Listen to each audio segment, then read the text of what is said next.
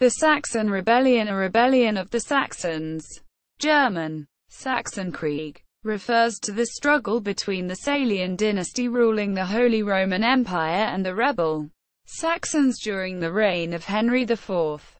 The conflict reached its climax in the period from summer 1073 until the end of 1075, in a rebellion that involved several clashes of arms. Origins. Undercurrents of discord between the Salian royal family and the Saxons already existed under Henry's father, Emperor Henry III. This may have been primarily due to his Rhenish-Franconian origin as well as his numerous stays in the imperial palace of Goslar, which were associated with a disproportionately high economic burden on the surrounding population. With the accession of Henry IV in 1065, this conflict intensified, as Henry made demands on numerous imperial domains. Reichsgüter. In the center of the Saxon heartland around the Harz Mountains, especially the silver mines of Rammelsburg. To secure these estates he initiated a castle-building program, erecting numerous fortresses along the range, the most prominent being the Harzburg. This was perceived as a threat by the Saxons.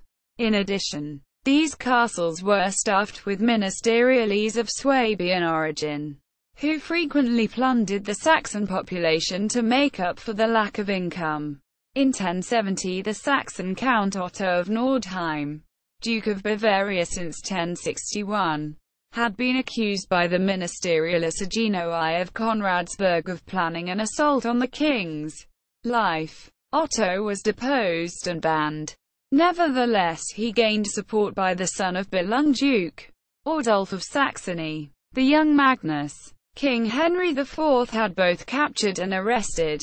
While Otto was pardoned, Magnus remained in custody at the Harzburg and was not released even after his father's death in 1072, as he showed no intention of renouncing the Saxon ducal dignity. Motives of the participants. In order to grasp the reason for the outbreak of the uprising, it is important to deal with the persons and parties involved. These were, in this instance, Emperor Henry IV, the Saxon nobility and the remaining imperial princes. Henry IV, the king, had his own reasons, which were also based on the coup of Kaiserswerth and which had far-reaching consequences. The period after the coup was used by the imperial princes to further extend their power base within the empire, since there was de facto no overall ruler able to hinder them. Empress Agnes herself was too weak and had fallen into disgrace, and the young king was in the hands of Anno of Cologne. When Henry was dubbed a knight in 1065, he was able to counter these ensuing developments. However, the course of events should not be seen as a recuperation, since the loss of royal lands in the Harz region may be regarded as of low importance and, therefore, not an essential motive. These areas had already been a bone of contention under Henry III between the Salians and Saxony. The castles should rather to be seen as an expression of royal power, because Henry supported himself prominently through ministeriales who were dependent on his benevolence in order to free himself from the imperial princes. But this drew further displeasure from the princes, the Saxon nobility. The motives of the Saxon nobles are now obvious, as they were hugely affected by Henry's actions and were consequently outraged. They did not want to give up so easily the influence that they had built up during the absence of a ruler. This independence, which the king himself tried to achieve, led to a competition with the king, which in turn led to dissatisfaction among the Saxon princes. Henry's endeavors led to the desire for a ruler who was easier to control and to the king being blamed by the Saxons for his abuse of official authority. There was also a conflict due to the so-called royal immediacy, the regular presence of the king in certain parts of the empire. This situation was possibly overdramatized, for the king stayed in other parts of the empire without similar complications.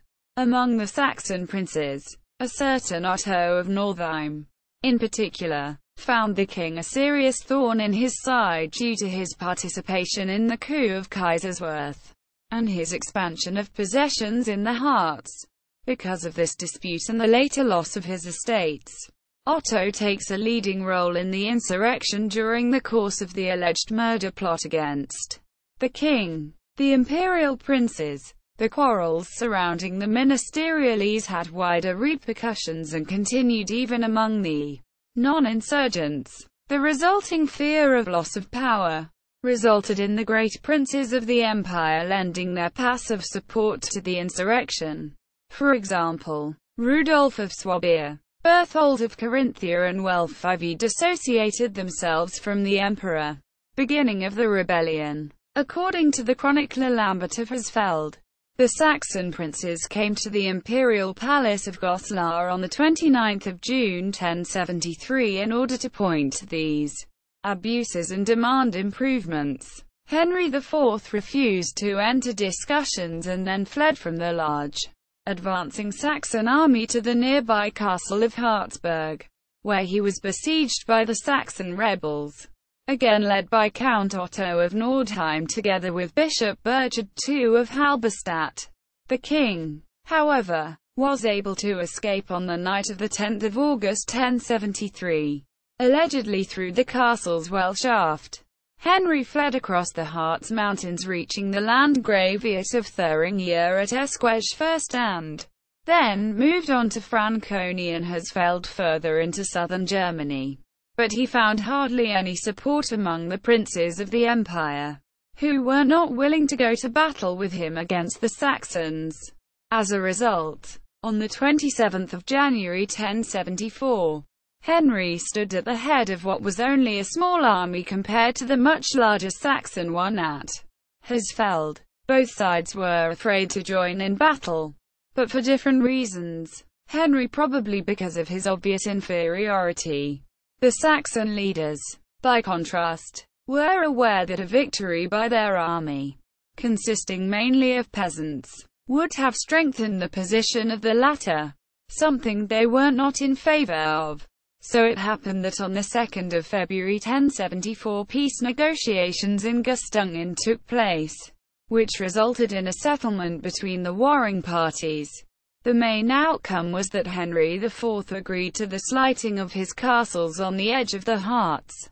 Henry's accession to the demolition of his Harz castles included the Harzburg, which included a collegiate church and a family grave containing Henry's dead son and brother. To protect the royal burial ground, Henry directed that only the towers and walls of the Harzburg would be removed. This enraged the surrounding rural population who, in March 1074, razed the castle and its church to their foundation walls and desecrated the royal tombs. This deed may have had a considerable personal effect on Henry, but politically it put all the trumps in his hand.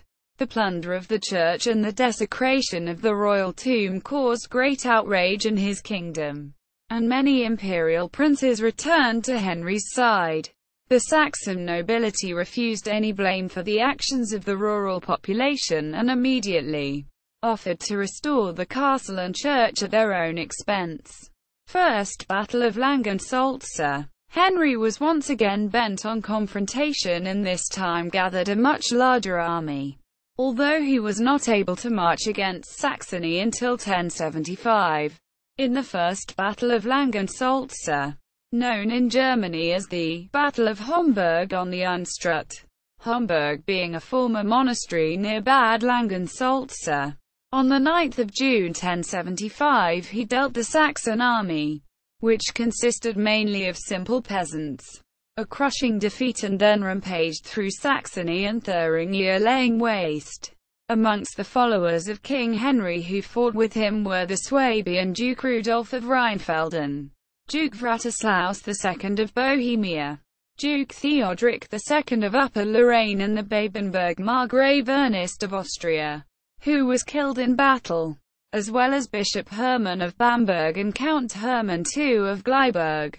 On the Saxon side, in addition to Count Otto of Northeim and Bishop Burchard II von Halberstadt, were Magnus Billung, Meanwhile, Duke of Saxony, Margrave Lothar Udo II of the Nordmark and Count Gebhard of Supplenburg, who was killed in battle, as well as the Saxon Count Palatine Frederick II of Gozak and Count Dietrich II of Katlenburg. One of the two leaders, Bishop Burchard II of Halberstadt, was detained in Homburg by royal troops and finally handed over on 13 June to the Bishop of Bamberg as a prisoner. The chronicler Lambert of Hersfeld described the battle in his annals.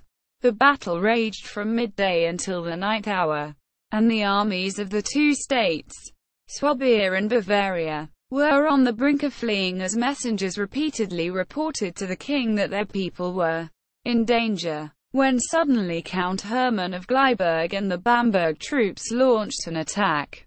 Now the Duke of Bohemia, followed by Duke Godfrey of Lorraine, galloped with their cavalry to join the battle. The Saxons could not withstand this massive onslaught and slowly fell back. On the 27th of October at the village of Speer near Sondershausen, the Saxon leader finally capitulated to the king in public, i.e., in front of the whole army. Henry had no mercy, but savored his triumph. The Saxon leader's submission was barefoot, according to Lambert, and the surrender, without exception, unconditional. Henry then held numerous Saxon princes in prison in various places and transferred their fiefs to others. Aftermath. Beginning almost simultaneously with the surrender, the investiture controversy took Henry's full attention in the years that followed.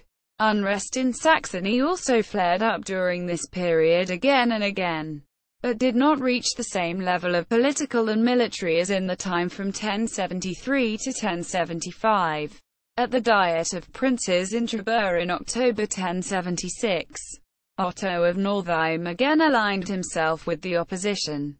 Although he was always a potential candidate, the princes did not choose him. Instead, in 1077 in Forchheim, they selected Rudolf of Rheinfelden and, later, Hermann of Salm as anti-kings. Nevertheless, Otto's had a significant influence on the opposition's politics. Militarily, he distinguished himself again in the battles of Melrichstadt, Flesheim and the Elster, leading from the front. Even Henry's son, King Henry V of Germany, still had to fight the Saxons. He lost, for example, the 1115 Battle of Welfscholtz to the Saxons led by his later successor, King Lothar III. Sources. Primary sources: Bruno the Saxon, Bruno's Sachsenkrieg, Brunones Saxonicum Bellum, German. Translated by Franz Joseph Schmale. In Quellen zur Geschichte Kaiser Heinrichs IV. Darmstadt, 1968. Selected sources about the German history of the Middle Ages. Freie vom Stein, Memorial Edition. 12. pp. 191-405. Carmen de Bello Saxonico. Das Lied vom Sachsenkrieg. Translated by Franz Joseph Schmale. In Quellen zur Geschichte Kaiser Heinrichs IV. Darmstadt, 1968. Selected sources about the German history of the Middle Ages. Freie vom Stein, Memorial Edition. 12. p. 142-189. Lambert of Hersfeld, Annalen. Darmstadt 1957. Selected sources about the German history of the Middle Ages. Freie vom Stein, Memorial Edition. 13. The two well-known authors, Bruno and Lambert of Hersfeld, describe the conflict from the perspective of the Saxons, while the unknown author of Carmen was a partisan of Henry. Secondary sources: Gerd Althoff, Heinrich IV. Darmstadt, 2006. pp. 86 ff. ISBN 3-534-11273-3. Review: Gerhard Barken. Königtum, Bergen und Königsfrei. Studien zu ihrer Geschichte in Ostsachsen.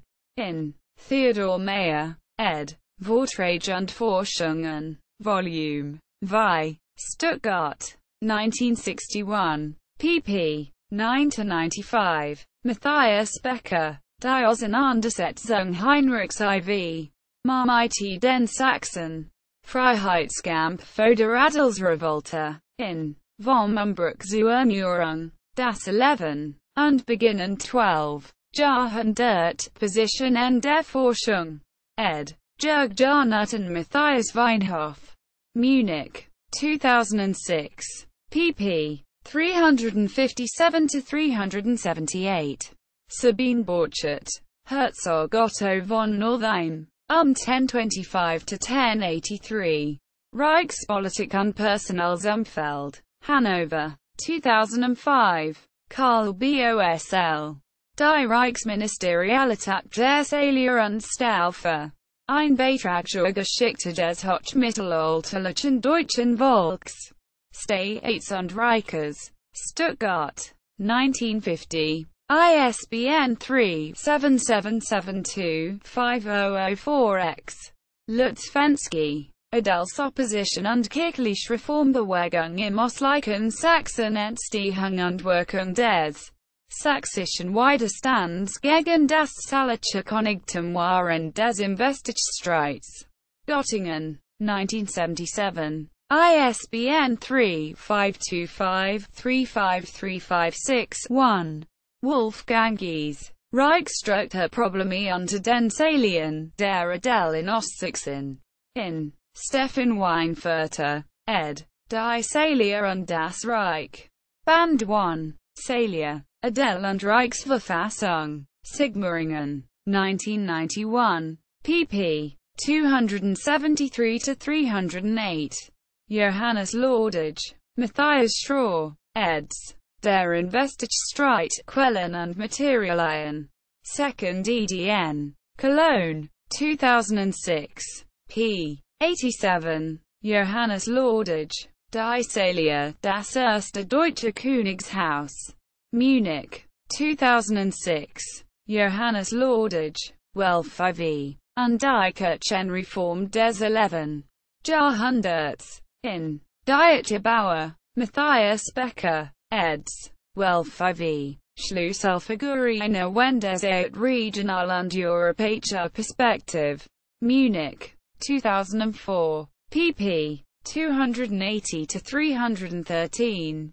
Schulze. Hans K. 1991. Hegemonie als Kaisertum. Ottonen und Salier. Berlin. ISBN 3-88680-307-4. Torkenberg. Fabian. 2010. Rebellion im Verband von Canossa. Der Sachsenaufstand gegen Heinrich IV. Marburg. ISBN 978-3-8288-2355-6. Stefan Weinfurter. Canossa, Die Entzauberung der Welt. Munich. 2006. www. Genealogy Mittelalter. Der. German.